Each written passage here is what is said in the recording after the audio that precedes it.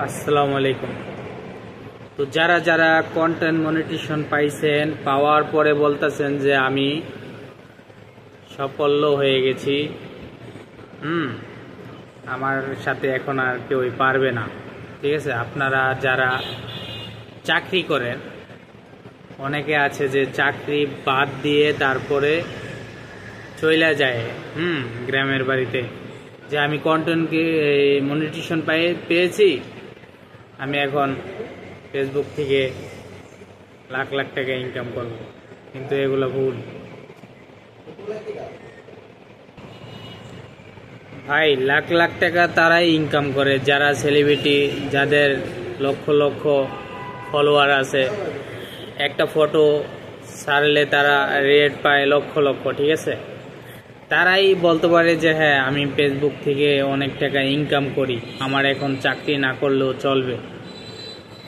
তো আপনারা এই ভুল পথে পা বাড়ায়েন না। আপনারা যারা এই কন্টেন্ট মনিটাইজেশন পেয়েছেন, চাকরি করেন, ব্যবসা বাণিজ্য করেন, ওইটার পাশাপাশি আপনারা কন্টেন্ট করে যান।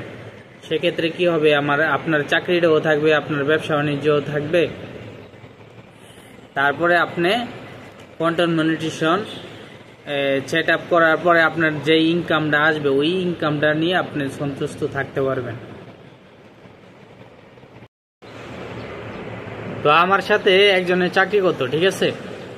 তো হয়তো মনে করেন চাকরি বাকরি সাইরা মনিটাইজেশন পাইছে, পুরা দেশে পাঙ্খা ভিডিও বানাইতে আছে, ঠিক আছে। আর কইতাছে নাইম কি ভিডিও বানায় ফেসবুকে, নাইমে অন্তরি মনিটাইজেশনই পায় নাই। আমি তো মনিটাইজেশন পেয়ে গেছি। তারপরে 1 মাস পরে ফোন দিলাম, কিরে কত টাকা উড়াইছ? কয় লাখ টাকা উড়াইছ ব্যাংকের তন। আরে বন্ধু আর কইস না, 1 মাসে আমার আইছে $3। $3 কত বাংলার 350 টাকা বা 330 টাকা, এরকম টাকায় আইছে, বুঝছেন। তো এই লো পরিস্থিতি। কন্টেন্ট মনিটাইজেশন পাওয়ার পরে মনে করেন যে ভাববেন যে আমি চাকরি, ব্যবসা বাণিজ্য, যেতে যা আছে দুনিয়ার সব কিছু পালাইয়া আমি খালি কন্টেন্ট তৈরি করুম আর ফেসবুক থেকে লাখ লাখ টাকা ইনকাম করুম, তা হবে না। তো আপনার চাকরির পাশাপাশি কন্টেন্ট তৈরি করতে হবে, ঠিক আছে।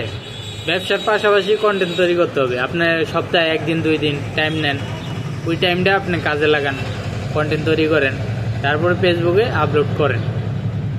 এই না যে আপনি কন্টেন্ট মনিটাইজেশন পাইছেন তার মানে আপনি অনেক কিছু করতে পারবেন, তা না। এমন না যে আপনি সেলিব্রিটি, লক্ষ লক্ষ ফলোয়ার আছে।